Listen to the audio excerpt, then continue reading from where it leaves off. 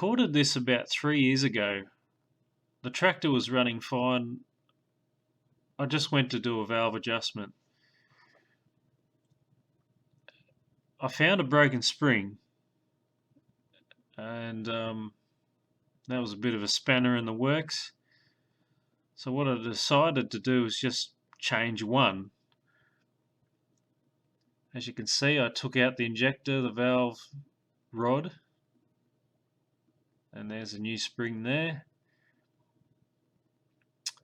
I had the piston down a little bit, pushed the rope in, then rotated it clockwise back up, so the piston is squashing the rope against the valve, so it can't drop down, basically.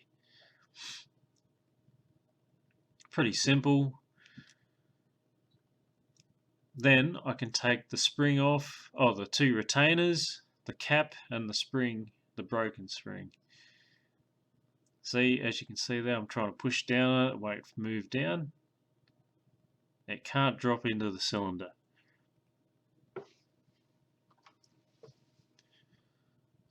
So now we're ready to take that off.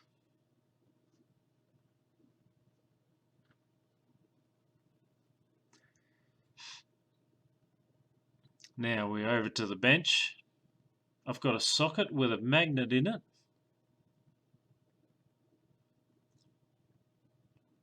As you can see there. And the idea is to hit that on top of the valve. Just give it a tap and the magnet will catch the keepers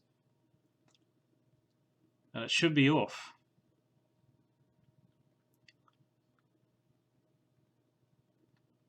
There you go.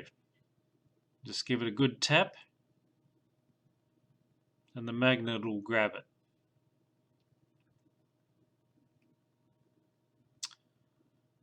Now to put them back on,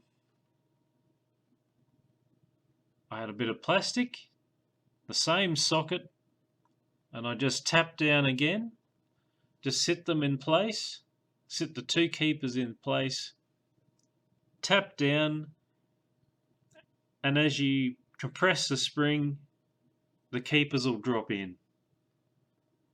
I had to have a few goes at it, but it did work. Welcome to 3 years later, and 250 hours I've put on this tractor, and they're hard hours too. I didn't see the sense in taking something apart that in my mind didn't warrant that. I mean, it was running fine and there were no issues at all. The only reason I took the cover off was to do a valve adjustment. And then I saw the broken spring. Obviously, I wasn't going to leave it like that. So I just went ahead and replaced it in its place. I just thought today I'll take this off, do another valve adjustment. It was pretty close. It wasn't out by much. Everything's fine and we keep tractoring.